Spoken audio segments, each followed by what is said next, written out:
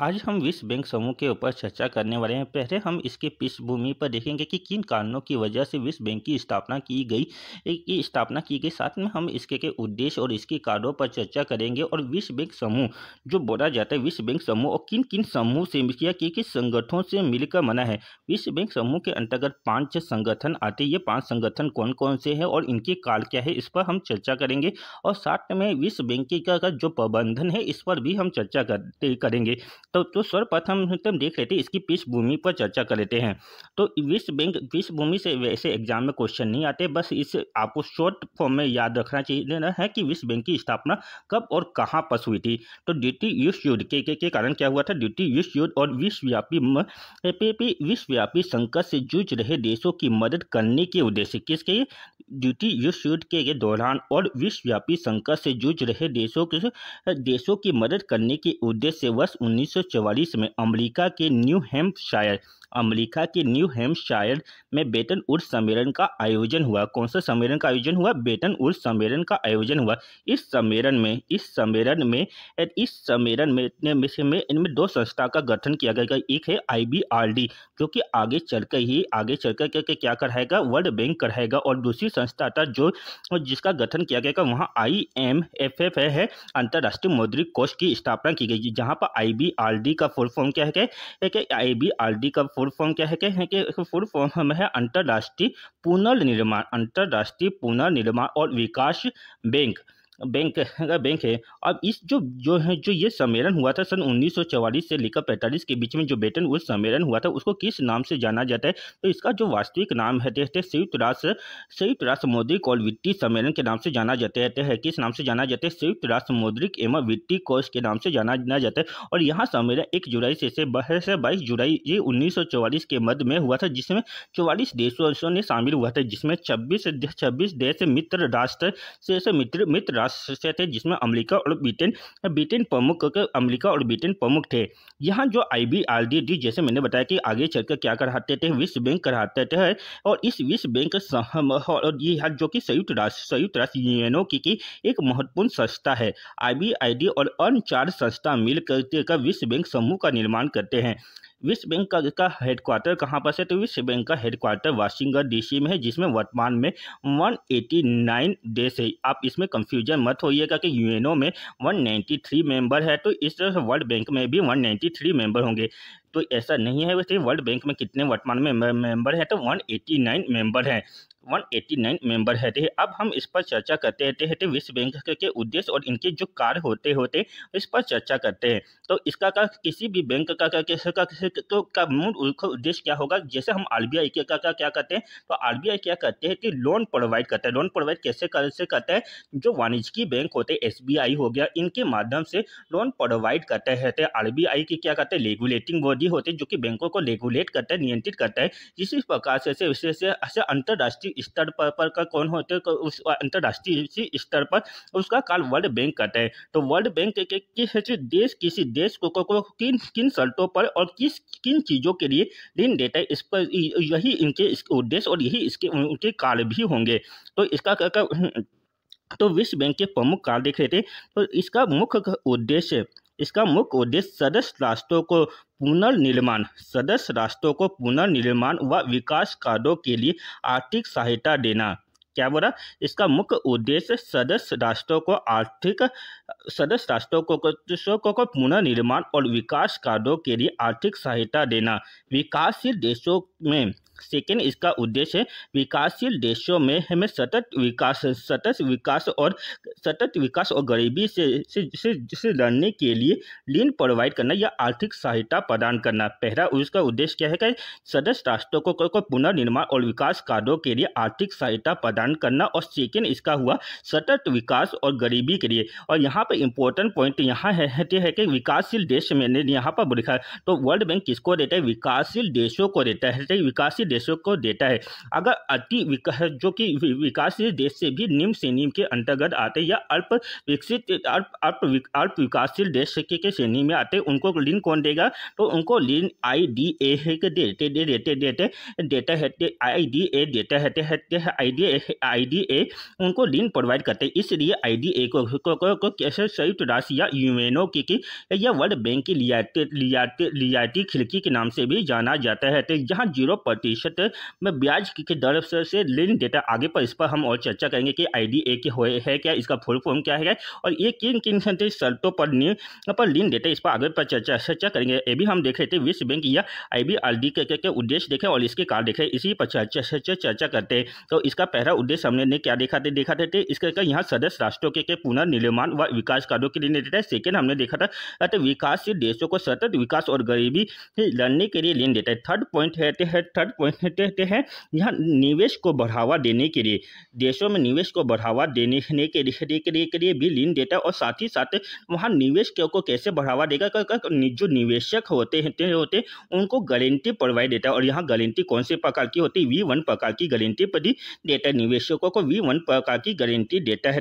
V1 प्रकार की guarantee देता है। दीर्घकालीन परियोजना के लिए भी ऋण प्रदान करता है। किसके लिए, दीर्घकालीन परियोजना के लिए यहाँ वर्ल्ड बैंक ऋण प्रोवाइड देता है और सलाहकारी सेवा प्रदान करता है, तकनीकी सुझाव देता है, मानव संसाधन विकास और शिक्षा, स्वास्थ्य, महिला उत्थान, कौशल विकास इत्यादि के लिए भी यहाँ ऋण प्रोवाइड करता है। तो विश्व बैंक का उद्देश्य या कार्य क्या हो गए, तो पहला इसका उद्देश्य हुआ यहाँ सदस्य राष्ट्रों को पुनर्निर्माण व विकास कार्यों के लिए ऋण आर्थिक सहायता प्रदान करता है। विकासशील देशों के सतत विकास एवं गरीबी से लड़ने के लिए ऋण देता है, सलाहकारी सेवा देता है, तकनीकी सेवा देता है, मानव संसाधन विकास, शिक्षा, स्वास्थ्य, महिला उत्थान व कौशल विकास के लिए ऋण देते हैं और दीर्घकालीन परियोजना के लिए ऋण देता है। अब मेन डिफरेंस क्या होता है, अब यहाँ पर हमने एक तो वर्ल्ड बैंक देखा और एक IMF देखा, दोनों ही लोन देती है देशों के विकास के। तो इन दोनों में डिफरेंस क्या है इसको अभी देख लेते हैं। तो इसका दो बेसिक डिफरेंस ये है, जहाँ वर्ल्ड बैंक नीतिगत सुधार कार्यक्रम के लिए ऋण देता है और साथ ही साथ इसके साथ परियोजना के लिए भी ऋण देता है। वही IMF किसके लिए ऋण देता है, केवल और केवल नीतिगत सुधार कार्यक्रम के लिए ऋण देता है, नीतिगत सुधार कार्यों के लिए ऋण देते हैं। वर्ल्ड बैंक जहां विकासशील देशों को ऋण देता है, वही यहाँ निर्धन राष्ट्रों के साथ साथ धनी देशों को भी IMF उनके जो राजनीतिक उथल पथल होते थे, ये राजनीतिक सुधार के लिए भी, या नीतिगत सुधार के लिए, सॉरी यहाँ पर राजनीतिक सुधार नहीं होगा, नीतिगत सुधार होगा, नीतिगत सुधार के लिए ऋण देता है। तो निर्धन राष्ट्रों को भी देगा, विकासशील, अल्प विकास और विकसित देशों को भी IMF लोन देता है। तो वह तो और वर्ल्ड बैंक किसको देता है, कि विकासशील देशों को ऋण देता है। तो दोनों में आपको डिफरेंस क्लियर होना चाहिए कि ये वर्ल्ड बैंक नीतिगत सुधार के लिए भी ऋण देता है और परियोजना के लिए ऋण देता है, ये किसी के, और जबकि IMF नीतिगत सुधारों के लिए ही ऋण देता है। अब यहाँ पर विश्व बैंक का जो आया है, तो विश्व बैंक का जो समूह बोला जाता है, उसके अंतर्गत कुछ जो 5 संस्था है, तो उनको वह कौन सी 5 संस्था और उसका फुल फॉर्म हम देख लेते हैं। तो इसके प्रथम जो संस्था है IBRD थी, जिस पर हमने उतने चर्चा की थी, यही आगे चलकर का वर्ल्ड बैंक कहा जाता है। अगर ऑप्शन में अगर ये 5 ऑप्शन दिया जाए तो और बोला जाए कि वर्ल्ड बैंक किसे कहा जाता है, तो आप IBRD को ही टिक लगाएंगे। तो IBRD का फुल फॉर्म क्या है, international bank for reconstruction and development, international bank for reconstruction and development IBRD का फुल फॉर्म है। वही I से इंटरनेशनल, F से फाइनेंस और C से कॉर्पोरेशन, तो इंटरनेशनल फाइनेंस कॉर्पोरेशन IFC का फुल फॉर्म है। IDA का फुल फॉर्म क्या है, इंटरनेशनल डेवलपमेंट एसोसिएशन। याद रखिएगा यहाँ पर A से एसोसिएशन है, आपको ये एक्रोनॉम्स में क्वेश्चन आ सकता है कि एक यहाँ पर कई लोग क्या कहते हैं, A से एजेंसी होता है, A से और भी अथॉरिटी होता है, या A से एसोसिएशन, ये 3 ठोक आपको दे देगा और इसी में कंफ्यूजन करेगा। तो यहाँ पर IDA का मतलब एसोसिएशन से है। तो IBRD का फुल फॉर्म क्या है, international bank for reconstruction and development है। IFC का full form international finance and corporation है। IDA का full form international development association है। MIGA का फुल फॉर्म क्या है, मल्टीलेटरल इन्वेस्टमेंट गारंटी एजेंसी है। ICSID का फुल फॉर्म क्या है? International centre for settlement investment dispute. जो डिस्प्यूट जो होते दो देशों के बीच बीच में निवेश को लेकर उनका सॉल्यूशन कौन करता है? ICSID करते हैं। और इन पांचों संस्था में से केवल ICSID का ही भारत मेंबर नहीं है, बाकी चारों का मेंबर भारत है। और इस ICSID का मेंबर भारत नहीं है, ये भारत नहीं है। अब देखते हैं IBRD और IFC और IDA की स्थापना कब हुई थी, इनके कार्य क्या है और इनके उद्देश्य क्या है, इस पर भी चर्चा कर लेते हैं। पहले हम देखते हैं IBRD के बारे में चर्चा करते हैं। तो इसकी स्थापना सन 1945 में हुई थी। वर्तमान में इसमें कितने मेंबर है? 189 मेंबर है। IFCC में कुल 189 मेंबर है। इसकी स्थापना आई थिंक इसकी स्थापना 1959 में हुई थी। आप कलेक्शन कर लीजिएगा, हमको इसका एग्जैक्ट स्थापना डेट नहीं मिला, आप इसको देख लीजिएगा, लेकिन मेरे ख्याल से 1959 में ही इसकी स्थापना हुई थी। नेक्स्ट देखते हैं नेक्स्ट है IDA की स्थापना 1960 में हुई थी और इसमें 103 मेंबर है देते और इसके मेंबर की जो संख्या होती है कम और ज़्यादा होती रहती है। तो आप इसको जब भी एग्जाम देंगे उससे पहले देख लेंगे कि इसके मेंबर कितने हैं। आपको ये जो वर्ल्ड बैंक में जितने मेंबर होते हैं उतने ही मेंबर IBRD के मेंबर होते हैं। तो वर्तमान में 189 IBRD के मेंबर रहते और 184 IFC के मेंबर रहते और IDA के 103 मेंबर हैं। अब इनके कार्य और उनके उद्देश्य देख लेते हैं। जो वर्ल्ड बैंक के कार्य हमने देखे थे वही कार्य थे और उद्देश्य जैसे IBRD के भी उद्देश्य हैं। तो IBRD का मुख्य उद्देश्य जैसे सदस्य राष्ट्रों को पुनर्निर्माण और विकास कार्यों के लिए दीर्घकालीन ऋण प्रदान करना। यह विकासशील और मध्यम आय या गरीब राष्ट्रों को नीतिगत सुधार व परियोजना के लिए ऋण देता है। यह सदस्य राष्ट्रों के आर्थिक सामाजिक स्थिति के तकनीकी व नीतिगत सुधार हेतु सलाह भी देते हैं। और यहाँ जो IBRD को जो अपना धन जो अर्जित करता है वहाँ कहाँ से अर्जित करता है? तो जो जितने भी सदस्य देश होते हैं वहाँ अपना एक अंश दान देते थे, एक कोटा के स्वरूप ये वर्ल्ड बैंक में जमा करते हैं। इससे एक पार करता है और साथ ही साथ जो IBRD है वहाँ दुनिया की वित्तीय बाजारों से भी अपना अधिकांश धन प्राप्त करते हैं। तो इसका अधिकांश धन कहाँ से प्राप्त होते हैं?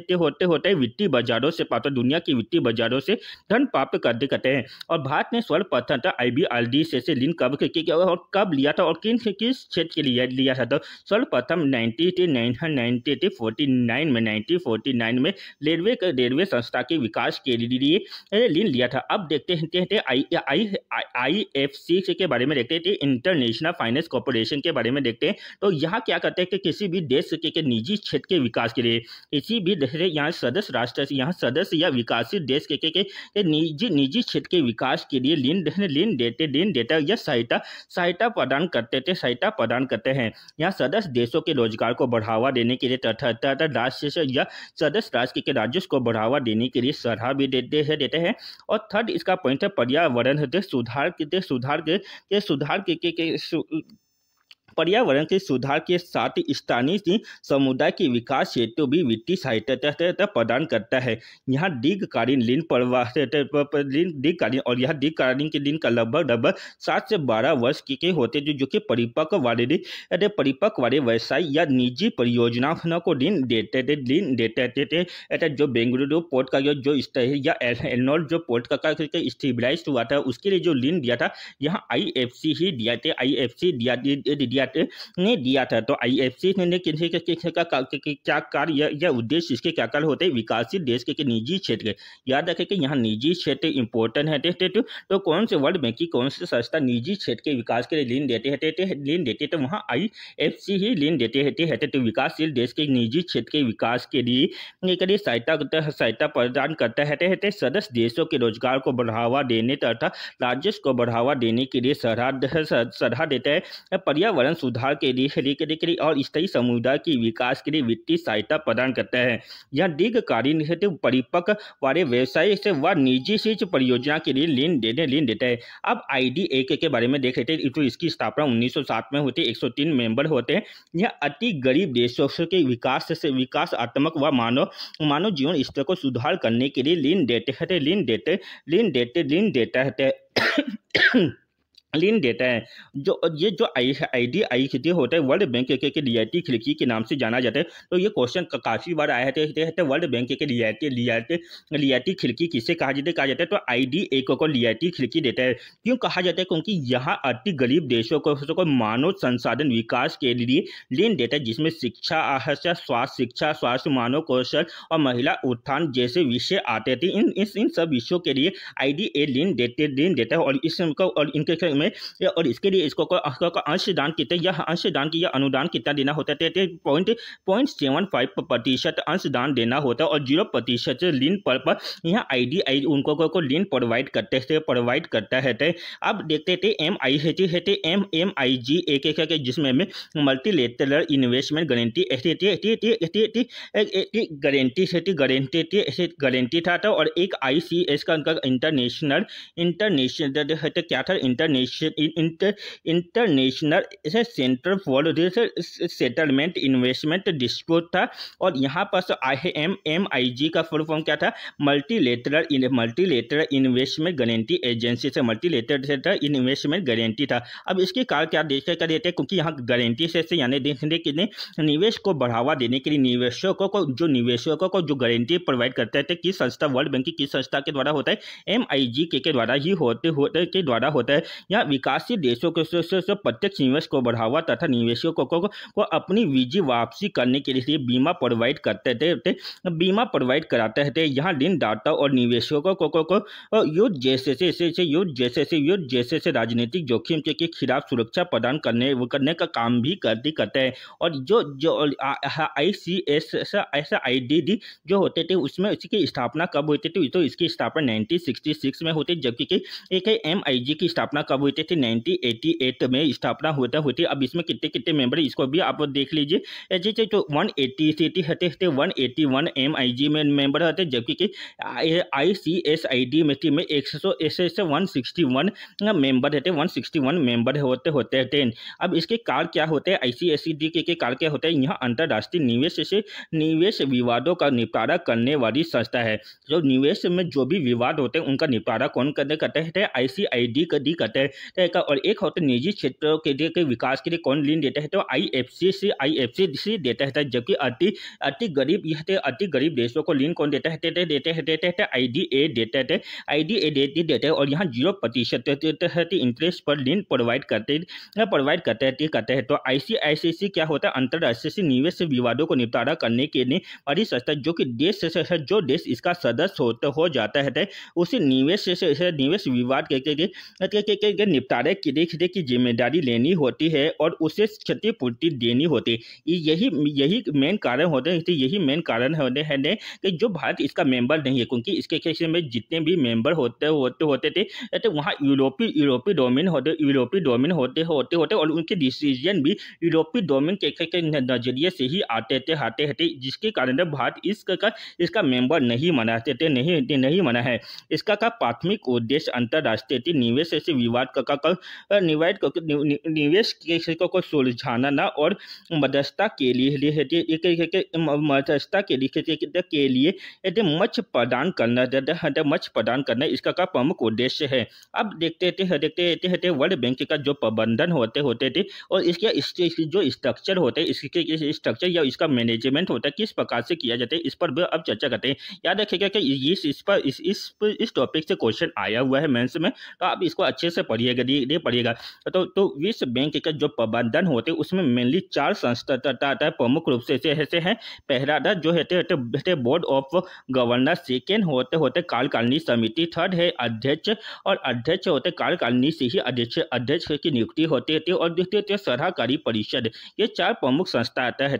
तो वर्ल्ड बैंक के प्रबंधन या मैनेजमेंट में बैंक का बोर्ड ऑफ गवर्नर है, कार्यकारिणी समिति, अध्यक्ष और सराहकारी परिषद इसके मेंबर है, इसके संगठन के भाग होते हैं। तो बोर्ड ऑफ गवर्नर किन से मिला होते, जो भी जितने भी इसके सदस्य होते वर्ल्ड, जैसे वर्ल्ड बैंक में कितने सदस्य 189 देश इसके मेंबर है। तो जितने भी देश होते हैं वहाँ अपना एक प्रतिनिधि वर्ल्ड बैंक में भेजते थे, जो कि गवर्नर के रूप में या प्रशासक के रूप में सदस्यता ग्रहण करते थे। किसमें ग्रहण करते, बोर्ड ऑफ गवर्नर में। और board of governor world bank की जो भी सारी शक्ति होते इसी बोर्ड ऑफ गवर्नर के पास होते बोर्ड ऑफ गवर्नर के पास होती है। और इसकी के साल में एक बार से बैठक होनी अनिवार्य होते हैं। तो बोर्ड ऑफ गवर्नर में क्या होते इसके सदस्य देशों के प्रतिनिधि, जितने भी सदस्य देश होते उनके एक प्रतिनिधि सदस्यता ग्रहण करते थे। किसकी सदस्यता ग्रहण करते बोर्ड ऑफ गवर्नर की होती है। और इसकी मीटिंग वर्ष में एक बार होनी अनिवार्य है। अब कार्यकारिणी समिति क्या होते हैं, बैंक के दिन प्रतिदिन के कार्यों के लिए कार्यकारिणी परिधि समिति का गठन किया जाता है। बैंक के दिन प्रतिदिन कार्यों के लिए कार्यकारिणी समिति का गठन किया जाएगा, जिसमें कम से कम 25 सदस्य होने अनिवार्य है। तो इसमें कम से कम कितने, मैक्सिमम कितने भी हो सकते हैं, लेकिन मिनिमम 25 सदस्य होने अनिवार्य होते हैं, जिसमें से 5 सदस्य ऐसे तो इसके के जो सर्वाधिक अंशदान जो दिए है वर्ल्ड बैंक में, जिसका अंशदान सर्वाधिक है या कोटा जिसका उसका सर्वाधिक होते हैं, उनके 5 मेंबर इसके परमानेंट सदस्य होंगे या उनके जो प्रतिनिधित्व होंगे इसके मेंबर होंगे। और इसके अलावा 20 अन्य देशों के देश के सदस्य भी इसके मेंबर होंगे। मिनिमम इस कार्यकारिणी समिति में कितने मेंबर होते, 25 होते हैं। अब ये जो वर्ल्ड बैंक के सर्वाधिक अंशदान वर्तमान में किसका का, तो अमेरिका का अंशदान सर्वाधिक है। और भारत का अंशदान कितना है, 8वें नंबर पर है, जो कि 2.76 है, जबकि अमेरिका का 17.5% इस अंशदान देते या कोटा है। अब अध्यक्ष कौन होगा, कार्यकारिणी समिति जो कार्यकारिणी समिति होते अध्यक्ष की नियुक्ति करती है, जो कि इसकी सभा की अध्यक्षता करती है। तो अध्यक्ष की नियुक्ति कौन करेगा, कार्यकारिणी जो समिति के जो 25 मेंबर होते वहाँ एक अध्यक्ष की नियुक्ति करेगा। और जो कि इस जो भी सम्मेलन होंगे उसकी अध्यक्षता वहाँ यही व्यक्ति करेगा। सबसे बड़ा अंशदान करने वाला ही जो मेंबर होगा, यानी अमेरिका का अंशदान या कोटा सबसे अधिक होते हैं। तो अध्यक्ष के लिए जो प्रतिनिधित्व का चयन करेगा उसमें अमेरिका का कोटा अधिक होगा और उसी का प्रतिनिधित्व प्रस्तावित किया जाएगा। तो अध्यक्ष क्या होगा, अध्यक्ष की नियुक्ति कौन करता है, कार्यकारिणी समिति अध्यक्ष की नियुक्ति करती है और उसकी सभा की अध्यक्षता करता है। तो जो कि सभा की अध्यक्षता करता है, सबसे बड़ा शेयर धारक इसके अध्यक्ष का नाम प्रस्तावित करता है। सबसे बड़ा शेयर धारक इसके अध्यक्ष का नाम प्रस्तावित करता है। अब सराहकारी परिषद नाम से ही स्पष्ट होते वर्ल्ड बैंक के जितने भी जो भी मुद्दे होते उनमें सलाह देने के लिए एक सराहकारी परिषद का गठन किया जाएगा। और इसमें क्या होगा, एक्सपर्ट लोग होंगे कि कौन कौन का, और ये जो एक्सपर्ट लोग होंगे कि किन किन क्षेत्र से एक्सपर्ट तो होंगे कि तो इनको का वाणिज्य का ज्ञान होना चाहिए या उद्योग धंधे का ज्ञान होना चाहिए या किसी क्षेत्र के विषय में विद्वत होना चाहिए या श्रम संबंधित विषयों में विशेषज्ञ होना चाहिए। इन सभी क्षेत्रों में विशेषज्ञ और कितने मेंबर होते हैं सराहकारी परिषद में, तो सराहकारी परिषद में मिनिमम 7 व्यक्ति होते हैं। तथा बैंक के द्वारा कम से कम 60 व्यक्तियों की एक सराहकारी परिषद का गठन किया जाएगा, जो कि बैंकिंग, वाणिज्य, उद्योग धंधे, कृषि और श्रम संबंधित विषयों में विशेषज्ञ होने चाहिए। तो विश्व बैंक के प्रबंधन में हमने क्या क्या चीज देखा, विश्व बैंक प्रबंधन में 4 प्रमुख अंग है, 4 प्रमुख अंग है, जिसमें बोर्ड ऑफ गवर्नर रहते हैं, कार्यकारिणी परिषद अध्यक्ष है और सराहकारी परिषद में 7 मेंबर होते हैं, जो कि एक बैंकिंग क्षेत्र में, वाणिज्य क्षेत्र में, उद्योग धंधे या कृषि इत्यादि विषयों में विशेषज्ञ होते अध्यक्ष क्या होता है, अध्यक्ष की नियुक्ति कार्यकारिणी समिति से की जाती थी, जो कि सबसे बड़ा शेयर धारक होगा का वहाँ अध्यक्ष का नाम प्रस्तावित करते हैं। कार्यकारिणी समिति में मिनिमम 25 मेंबर होते, जिसमें से 25 में से 5 है तो स्थायी, जिसका अंशदान सर्वाधिक होता है वहाँ इसके के परमानेंट सदस्य होते या उसके प्रतिनिधित्व परमानेंट सदस्य होते और 20 का चयन समान प्रतिनिधित्व प्रणाली के तहत किया जाता है। यह बस साधारण बहुमत के तहत किया जाता है। और बोर्ड ऑफ गवर्नर था, तो वर्ल्ड बैंक की सारी जो शक्ति होती थी बोर्ड ऑफ गवर्नर में होते थे, बोर्ड ऑफ गवर्नर में होते और जितने भी इसके वर्ल्ड बैंक के जितने भी सदस्य होते थे ये होते वहाँ अपना एक प्रतिनिधि थे वर्ल्ड बैंक में भेजे और वहाँ किसके मेंबर होते बोर्ड ऑफ गवर्नर के मेंबर होते थे। और इसके एक वर्ष में एक बार मीटिंग होनी अनिवार्य होती है।